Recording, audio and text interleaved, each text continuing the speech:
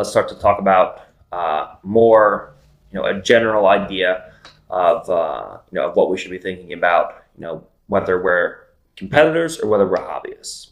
Okay, so right now we're talking about, training. Which gym do I pick if I'm a hobbyist? Now, you have to understand, if your goal is not to be a world champion, your goal is just to come in, get better at jiu-jitsu, you learn how to defend yourself against, a random person in the street. It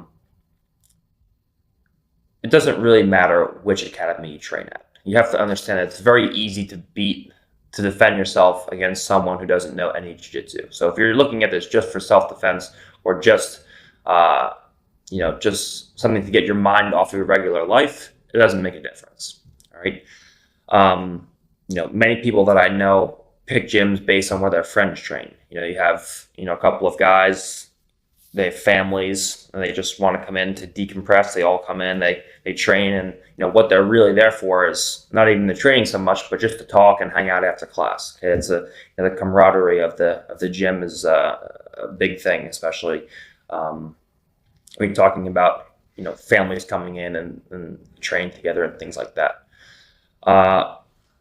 In addition, now if you are focused on getting better at jiu-jitsu as a hobbyist, and you feel like your gym maybe isn't the best place in the world where you can train, maybe you're in a place that only has 2 black belts, 3 black belts in the whole state.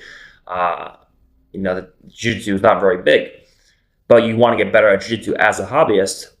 You have access to so many tools that can allow you to do that. You have YouTube, you have these online subscription sites, UFC Fight Pass, Flow Grappling, Fight TV. You have all these places where you can watch jiu-jitsu matches. You have instructionals that you can buy, obviously. If you're watching this, you can probably buy instructionals where you can use either tape study or instructionals as your second sensei, where you have your teacher who teaches you in class, but you go home and maybe you watch, one of my instructionals, for example, and then you come in and you practice moves that I show you as well. Okay, so you have, in a sense, a second sensei with the ability to watch DVDs, instructionals, or just do tape study. Okay, you can watch, boxing matches, UFC fights, jiu-jitsu matches from, the early 2000s, 1990s. You can go back far and you can study tape.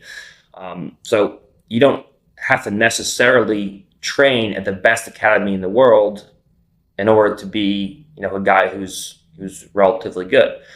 So if you're just looking to come in and get a sweat in, be able to defend yourself against, some random guy in the bar who tries to fight you on a Friday night, pick a gym that you like, pick a gym that you feel the environment is, matches, what you're looking for, and hang out there. If you're a hobbyist and you're trying to, feel comfortable training and get good, you have to remember that the internet now gives you access to the best guys in the world without them actually being in the room with you. So always keep that in mind.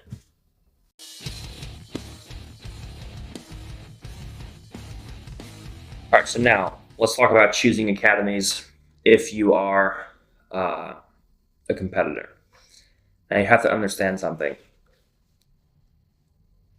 It is possible to be a world level competitor with training partners who are not very good.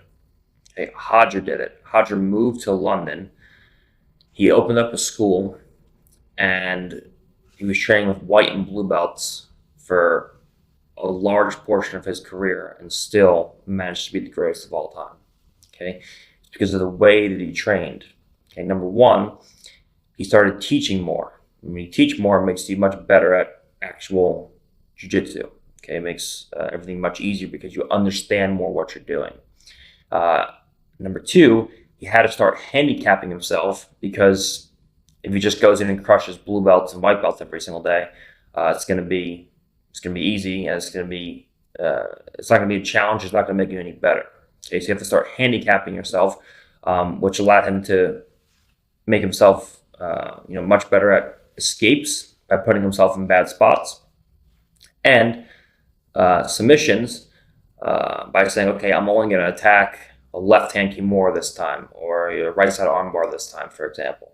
Okay, so while it is possible to become world level without great training partners, of course, it's always preferable to be at an academy where you have a mix of training partners, right?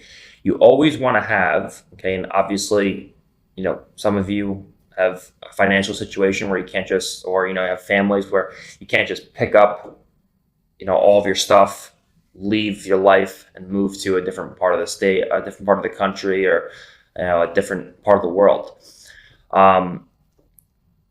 But in general, it's much better to be in an academy where you have a mix of people that you are both better than, but are also much better than you, and preferably world level people.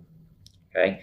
For example, at Henzo's, I have guys, most of the people that I train with are people that I'm much better than.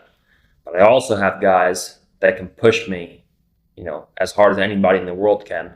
You have Craig, Gary, Nicky Rod, and you have guys that give you those battles where it could go either way in any given day. All right. So you should try to place yourself, and if you're a serious competitor, you do what you have to do to get to where you want to be. Okay. At the end of the day, you're either going to make it happen or you're not going to make it happen. Nobody cares whether or not it happens. The world doesn't care whether or not you make it happen and you accomplish your goals. It's up to you to make that happen. Okay. So when you're 70 years old, nobody cares about your excuses. You either made a successful career or you didn't. There's no in between. All right. So it's up to you to, accomplish those goals. With that being said, it is possible to become world level without world level training partners, but it's always preferable to do most of your training with people who are not as good as you, but have those days, have those rounds where you go with people who are much better than you and beat you up, just to have that feel and to, learn from them, see the things they're doing, or people who are at least, as good as you, or can give you, obviously in my case, there's not many people as good as me, but give you, a run for your money on a technical level and on a physical level, right? So, preferably as a competitor, you want to be in a place where you can get the mixture of those two roles.